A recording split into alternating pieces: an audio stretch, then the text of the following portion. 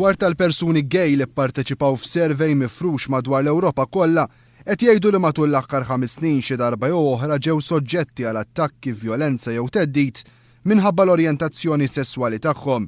Skont li LGBT Network din l-istatistika hija waħda inkwetanti u li tqajjem numru ta' mistoqsijiet rigward l-avvanzi li għamilna bħala soċjetà sabiex inkunu aktar inklusivi. Skont din l-istatistika 26% tal-persuni gay u 35% tal-persuni transgender għallu li ġew attakkati b'mod violenti matul dawn l-aħħar 5 snin, attakki li skontom ħafna minnhom saru fil-pubbliku. Nofs dawk li pparteċipaw f'dan is-servej qalu illi matul is-sena li għaddiet sofrew xi tip ta' diskriminazzjoni, filwaqt li 2 minn kull 3 persuni li pparteċipaw f'dan l-istħarriġ qalu li ppruvaw jaħbu l-orjentazzjoni sesswali tagħhom meta kienu għadhom l-iskola. Din l-istatistika ġenna sabiex naħdmu aktar fuq l-inklusività kemm f'pajjiżna u kif ukoll fuq bażi Ewropea. Inklusività li gvern ġdid diġà beda jaħdem b'ħeġġa u determinazzjoni kbira fuqha.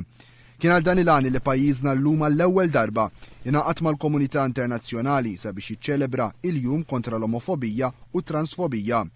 Għal din l-okkażjoni il-Ministru għad-Dialogu Soċjali Affarijiet tal-Konsumatur u Libertajiet Ċivili Helena Dalli qed tattendi għal konferenza internazzjonali organizzata mill-Gvern Olandiż sabiex il-pajjiżi Ewropej jkomplu jiġġieldu il-mibeda u d-diskriminazzjoni bbażata fuq l-orjentazzjoni sesswali. Nhar is-16 ta' Mejju pajjiżna flimkien ma' diversi stati Ewropej oħra iffirma dikjarazzjoni li qed titlob lill-Kummissjoni Ewropea sabiex tadotta politika komprensiva fuq il-livell Ewropew dwar il-kwistjoni tal-LGBT. Il-Ministru Helena Dalli saħħet li l-Gvern huwa impenjat lejn soċjetà ġusta fejn kulħadd igawdi mill-istess drittijiet. Sa dan it-tant fi stqarrija l-Forum Żgħażagħ Laburisti tenna l-pożizzjoni tiegħu kontra kull forma ta' preġudizzju, mibeda u disprezz abbażi tal-orjentazzjoni sesswali. Filwaqt li esprima sodisfazzjon tiegħu għad-deċiżjoni tal-Gvern Laburista li permezz tagħha twaqqaf il-Kunsill Konsultattiv għal-Libertajiet Ċivili l-FZL sostna li qed iħares il-quddiem dħul tal-Unjoni Ċivili bejn koppji tal-istess sess, dritt ċivili mwiegħed fil-manifest elettorali tal-Partit Laburista.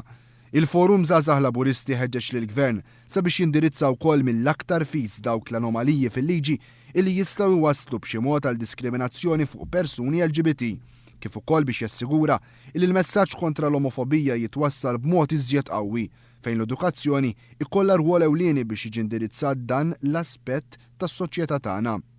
Fi stqarrija konġunta l-Malta Gay Rights Movement u l-Aditus sostnew li l-eliminazzjoni ta' kull forma ta' diskriminazzjoni għabbażi tal-orjentazzjoni sesswali ma tridx tibqa' waħda miktuba biss fil-liġijiet, iżda trid tiġi implementata b'aktar edukazzjoni u informazzjoni.